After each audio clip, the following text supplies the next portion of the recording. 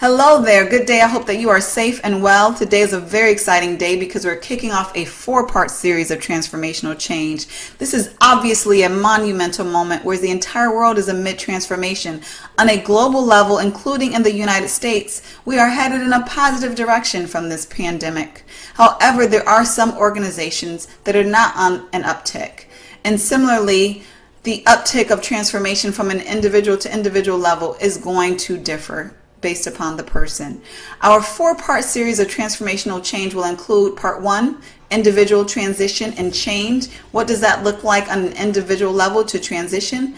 Part 2, the steps needed to develop an effective change leadership strategy. Part 3, we're going to discuss the 10 pitfalls to avoid when trying to lead change successfully. And part 4 is going to be the ways to increase change maturity within your organizations. Today specifically, we will address individual transition and change. Now, usually within an organization or a team, they may decide that change is necessary for some very popular reasons, including in response to the world, like this pandemic, or response to marketplace demands. They may want to change or transform to save money, to save time, to provide better quality, or to even create better services or products, creating something completely new altogether. Whether an organization is 300,000 or 10, they might make a decision for the sake of the entire organization to transform or to change. However, the individuals within that organization, those individuals have independent needs, independent capacities, and desires that may often vary from the organization or one from another.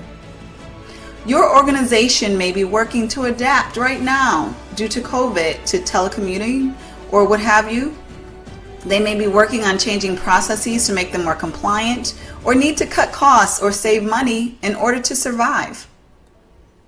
Regardless of the reason for your organization's transformational change, all individuals in your organization will not respond the same way. Now, I would like to share with you what the change process looks like on an individual level. So in creating this process, I have included elements from the ODCAR model as well as from the trans-theoretical models of change. Once an organization has decided to move forward with a change, the leaders make the individuals within the organizations aware. This is the awareness phase. It is a particularly important phase because obviously individuals cannot choose to participate or contribute to a change if they're not made aware of that desired change. This awareness phase can be done well, or it could also be done poorly. Individuals may receive a lot of information regularly, or little information with hardly any regularity at all. The bigger the change, the more information and the more regularly individuals should receive communication. Once individuals receive awareness, they all will go to this contemplation phase. Now, during the contemplation phase, individuals are deciding whether or not to participate in this change. They are contemplating whether it's in their best interest or the best interest of their organization based upon their perspective, whether or not this change should happen. Now, of course, the level of effectiveness in implementing the awareness phase will influence the outcome of the contemplation phase. After the contemplation phase, individuals will either choose to engage or disengage with the change. Those who choose to disengage will either go into a full rejection or avoidance phase. The rejection phase is evidenced by verbal or non-verbal defiance and or criticism to the new ways to come. Avoidance is harder to identify initially. The avoidance, it entails a more passive-aggressive approach.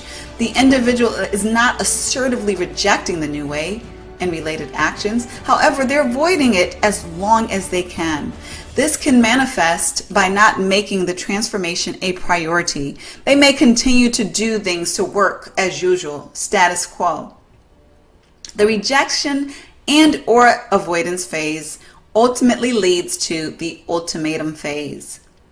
In an organization, transformation, this is going to require, obviously, some major shifting for everyone.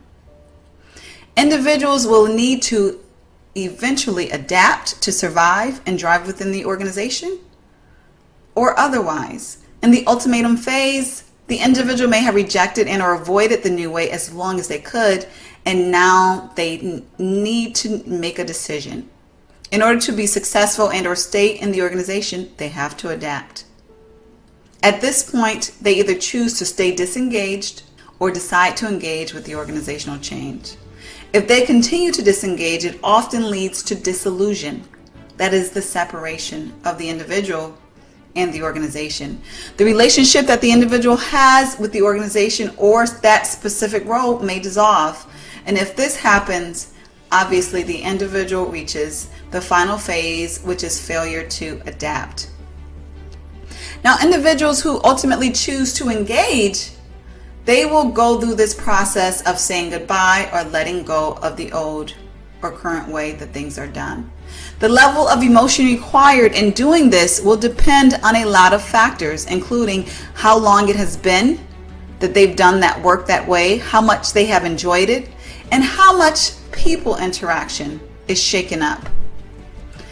This is going to influence grossly the level of phase changes that they will need to go through and how long in order to ultimately be successful. There are a myriad of factors that will influence this. The process of letting go of this attachment may continue even through all of the phases of the change, just depending on how closely they are attached to the current way of doing things. The next phase is the novice or learning phase. This may require a new process, new skills, learning, new relationships. Essentially, the individual may become or feel like a novice all over again, and this brings anxieties in and of itself. Once the individual can effectively learn the new skills, processes, or relationships, then they are able to start doing the new action effectively. The ability for the individuals to learn and or prepare effectively will be largely influenced by the guidance and resources provided by the organization. As the individuals continue operating in the new way with new actions and behaviors, the individuals then enter the habit phase. Their performance in the new action improves. They gain confidence and comfort in the new way and can contribute successfully to the organization's transformation. They officially reach the final phase, successful transformation.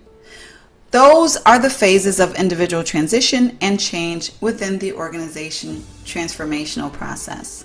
Thank you for joining us on this journey of transformational change.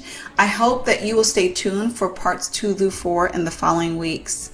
If you know a colleague or a friend who will benefit from this information, please share it through email or social media.